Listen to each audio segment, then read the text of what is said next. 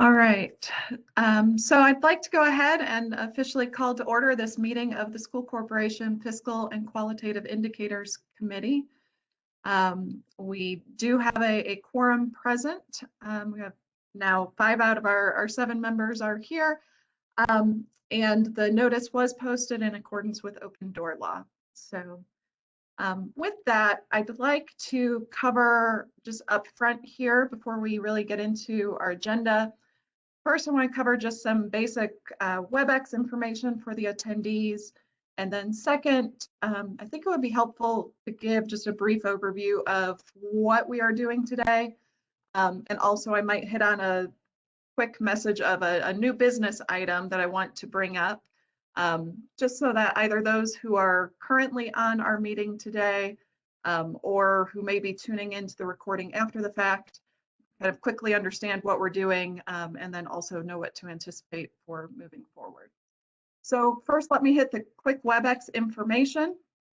Fortunately, if you're already logged in here, hopefully you didn't have too many issues logging in. We do have 3 different ways to actually connect to this meeting. Through a web browser, there is an app that you can use on your mobile devices, or there is also a telephone connection. We do have information about all of those different items and kind of ways to complete that available on our DUAB webpage. So if you do encounter any issues or have any questions about how to utilize WebEx, certainly would recommend looking out at our DUAB webpage. Then also for attendees, I always like to note a couple of things. One, as an attendee, you all are on mute currently. For this particular meeting, we don't anticipate taking public comment, so you actually will stay on mute throughout the meeting. And then the other thing to be aware of is that you as an attendee, you are only able to see that you are on the call. Please know that we do have other attendees here, so oftentimes people are left wondering if they're the only one that logged in, but that is just the way WebEx is set up. But certainly we do have quite a few people who are tuning in with us right now. And as I had started, the meeting is being recorded. We will make it available through the DUAB webpage after the fact, really through our DUAB YouTube channel, which is an exciting YouTube channel. So with that, first, I guess a couple of things. Let's first actually go through and maybe we can do some committee introductions. It's been a little while since we have gotten together, so maybe it's just helpful for everybody to reintroduce themselves. I will start and then I'll kind of call out and have you all introduce yourselves from there. My name is Courtney Skofsma. As I had stated, I serve as the chair of this particular committee. I also serve as the executive director of the Distressed Unit Appeal Board. With that, I'll turn it over to Chase. My name is Chase Lennon, Director of Audit Services for Schools and Townships at the Board of Accounts. All right. And Melissa. Good afternoon. I'm Melissa Ambray, Director of the Office of School Finance with Department of Education. And I would also like to say Courtney Rob James is on the line and is having some technical difficulties, but he is on the line. All right, I see him here. I will move him up. All right, there we go. All right, next, go ahead, Neil. I'm Neil Broshier, State Budget Agency. Okay. And Tyler? Yep, good afternoon. Tyler Brown, Director of Engagement Analytics at the Management Performance Hub. Wonderful. Then we have Josh. Good afternoon, everyone. Josh Jacobowski. I'm the financial analyst for the Department of Local Government Finance. And then we have Rob. All right, thank you, Courtney. I'm Rob James. I'm the Director of Business Services at the Lake Central School Corporation, representing Indiana IASBO. Great. Thank you so much to all of you, and thanks for everybody for being here. So that is actually our full committee is these 7 members. So like I said, I wanted to start with just a quick intro of what exactly we're doing here today. So I know we may have some folks who have logged in and aren't really quite sure if they need to be here or not. the main reason why we are here today is pertaining to the excessive education fund transfer list. This is the list that the Department of Education is required to prepare, and they did prepare in February of this month, identifying those school corporations that transferred more than 15% of their education fund revenue to their operations fund in calendar year 2020. So under the statute, those school corporations were notified that they had hit that threshold. They were then required to provide information to both the Department of Education as well as this committee. And the next step in that process then is ultimately for the Department of Education to issue a determination as to whether or not the information that was submitted is sufficient or is satisfactory. But at the same time, that analysis actually does have to be done in collaboration with this committee. So that is really why the committee is here today, and we will be going through that process. We have a couple of different steps of that process that we have to cover. So that will be the majority of what we cover. Those school corporations that are included in today's meeting, they have been notified in advance to let them know that we are talking specifically about their school corporation. So if you are on the transfer list, the excessive education fund transfer list, you did not receive a earlier email from me earlier this week, then we will actually conduct your review at a different meeting. So the one other item that I wanted to put kind of up front here before anyone would jump off of the meeting just yet, if they find that this doesn't pertain to them, is actually a new business item that I would just want to start to kind of lay the groundwork for some activities moving forward. As many of you know, this particular committee, up until this point, the primary activity that this committee has had has been to identify what the school corporation fiscal and qualitative indicators would be. And then ultimately we have those posted up through the DUAB webpage with the assistance of MPH. That is a process that we go through on an annual basis to review those indicators, decide if there are any changes that are needed.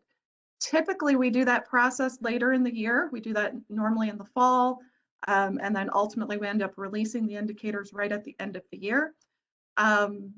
Given the fact that the committee is meeting now, I thought that it might be most efficient for all of us to go ahead and roll those action items in with the next few committee meetings that we will have.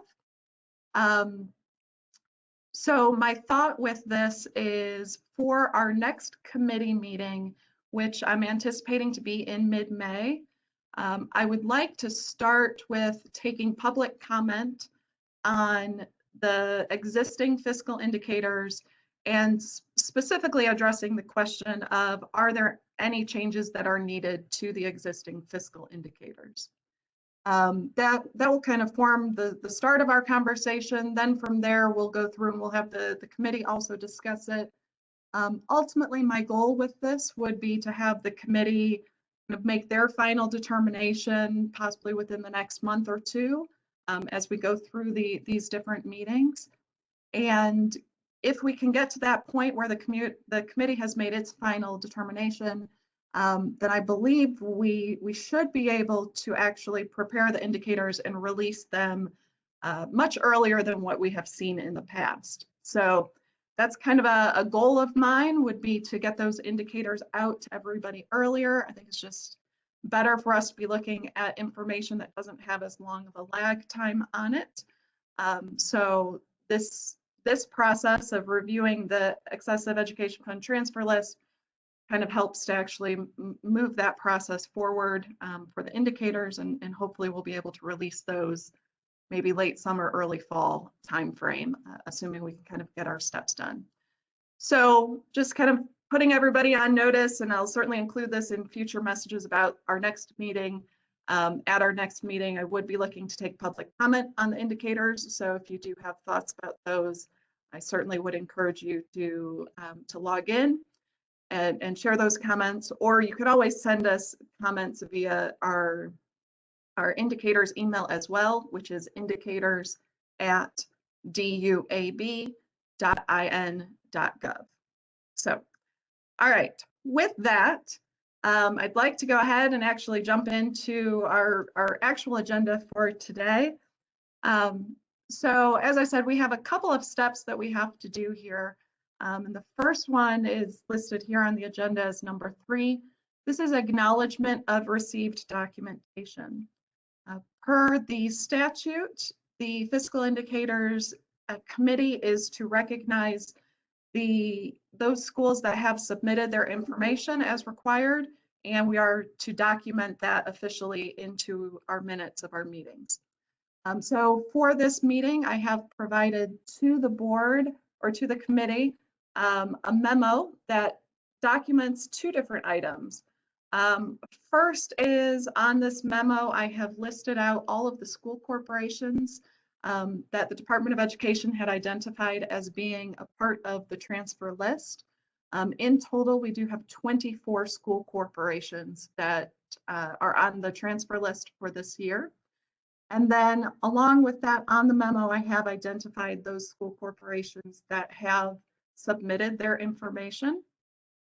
As of today, we have received information from 15 of those 24 school corporations. Now, the school corporations actually have 90 days from the date of notice, which I believe was at the end of February. So school corporations still have until the end of May, or right around the end of May, to actually submit their information. So as we receive additional information, I will update this memo for the committee to ensure that we have officially acknowledged the information that we have received. So before we jump into the next part, does anybody have any questions or comments on that particular aspect of the agenda? Okay. All right. Then next, we want to jump into review of documentation. Like I had said, this is a process that the committee is supposed to work in collaboration with the Department of Education. Prior to this meeting, I did also provide to the committee members a memo that Melissa had prepared based off of the Department of Education's review of the information that we have received thus far. I guess let me step back for 1 second. For the purposes of today's meeting, I had said we have received information from 15 school corporations so far. For today's meeting, we're going to be looking at 6 of those school corporations. I'll go ahead and list those here. They also are listed on our agenda, which is available on the detailed agenda available on the DUEP webpage. We have Mississinawa Community School Corporation, Marion Community Schools, Eastern Howard School Corporation, MSD of New Durham Township, Mechaniqua School Corporation, and Eminence Community School Corp. Those 6 are the school corps that submitted their information to the point where we're, from a timing perspective, we're at that point where we need to provide that response to them. So with that, I'm going to go ahead and turn it over to you, Melissa, and you can kind of walk through your memo and where the Department of Education is at this point. Okay. Good afternoon, everyone. So Courtney is correct. The department issued a memo this week regarding the 6 schools that are under consideration for this month's meeting. And then we'll bring back some additional schools mid-May, as she also stated. But based upon our initial review, we were satisfied with the information that was provided. School corporations had to respond basically to 2 questions. The first being how and why the school corporation believed the school corporation was unable to meet the educational fund transfer target percentage of 15%. And I would just say generally, it was 15.00 because the law said not greater than 15%. And we did have some schools that were just slightly over, could have been 15.04% or something, but we went with the strict interpretation of the law. And then the second point requests what the school's leadership will do to actively or plan to meet that requirement in a future year, as far as limiting themselves to 15% or less. So schools responded to that information. We reviewed what was provided. we're satisfied with the initial response we've received from the schools. We also realize this is the first year of this new process, so we requested additional information in some cases, still working with a few other schools, but we'll continue to monitor these schools where they are in the process and make sure they understand we're available to answer any questions that they have throughout this school year. I don't know if anyone has any questions or specific comments. I guess I don't want to jump ahead, but is the process to talk for us as the committee to talk about each one of these individually? Courtney, you have previously sent out to the committee the documentation that Melissa was referring to, so we all have had an opportunity to review that. So I guess I'm just wants maybe some clarification on the next steps of what we're going to do here next before I have any comments. Sure, absolutely. That's really up for the committee to kind of sort out. So again, this is our first time going through this, so we're trying to figure out the best way to do this. I have provided that documentation to everyone, and certainly I think if you have specific questions about a particular submission, we can go through that and share those comments. I don't believe that ultimately our committee has to take any official action. Right. It's really just we are reviewing in collaboration with DOE. Right. If I can add to Courtney's comment, I would agree. We are to recommend also as part of this process whether or not we want the fiscal indicators to consider one or more schools in particular. But our recommendation is we're satisfied with the information that we've received thus far. So we're not asking the board to take any action beyond, any normal questions you might have or anything like that. Okay. I guess I would add then that one, obviously, the Department of Ed with Melissa has dove into these quite a bit and reviewed them. And I think on a professional level, I think we should trust their judgment and the work that they've already put in. And if the DOE is satisfied with the responses, I want to say that's good enough for me. Specifically, the only thing, as the ASBO representative who is in the same chair as these people who are responding, some of the responses, as Melissa indicated, was just slightly over the 15%. Maybe it was a math error. Maybe it was something that was really almost immaterial. But other school districts had some concerns, and they brought up some really good points regarding circuit breaker loss in the operating fund or pension neutrality offset in the operations fund, which, as some of the business managers put, it's not necessarily an indication of the expenditures that were being there, but more so a reflection of how the current law and statutes are regarding the lack of revenue or the cut or reduction in revenue to those operations fund.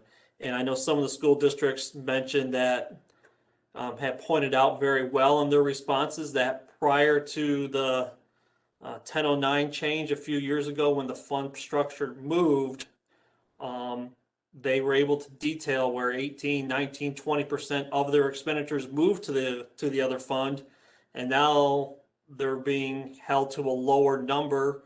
So it puts those schools in a predicament when you move 20% of the expenditures, but now you're only told you can only move 15% of the money. So I see where they're coming from. I completely understand. And unfortunately, that circuit breaker information loss is not going away. That's not something they can fix. It's not something that they've done upon themselves. So I feel for my peers, and I just wish there was something. I know the circuit breaker, there's not going to be a change on that. We know that's constitutional. Hopefully those pension neutralities, I've often argued that I think that's an outdated law. We already had the tax caps in there to protect the taxpayers. But I'm not going to get into the dynamics of that. I'm just saying, as the way the laws are currently set, it does put some of these school districts in a bind when they really haven't changed what they've done since the structure has changed. So I'm interested to see what they'll be able to do. The good news is, as we've learned here over the last week or two, is that with the passage of the new budget, that would mean more dollars coming into the education fund for all of these schools over the next 2 years. And that would mean that hopefully they can utilize that money to 15% of a higher number, I guess. And that should be able to help them. So maybe they don't have to move as much, or maybe as that 15% gives them more wiggle room now to move over.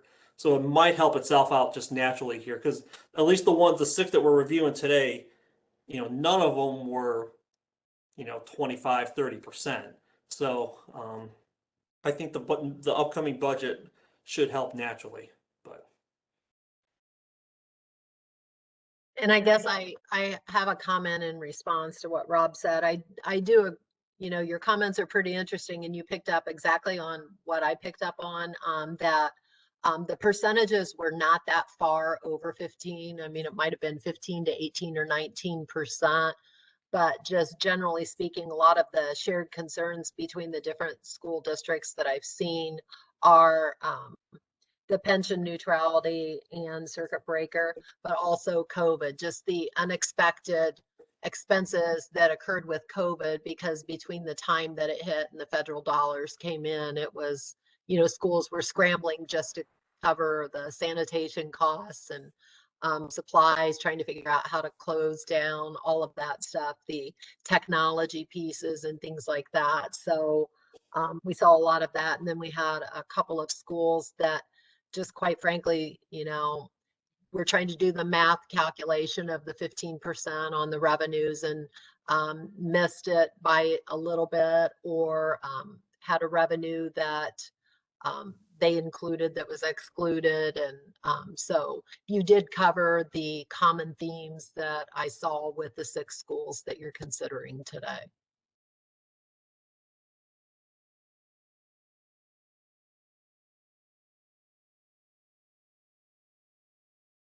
Do any of the other committee members have thoughts or anything that they would like to share?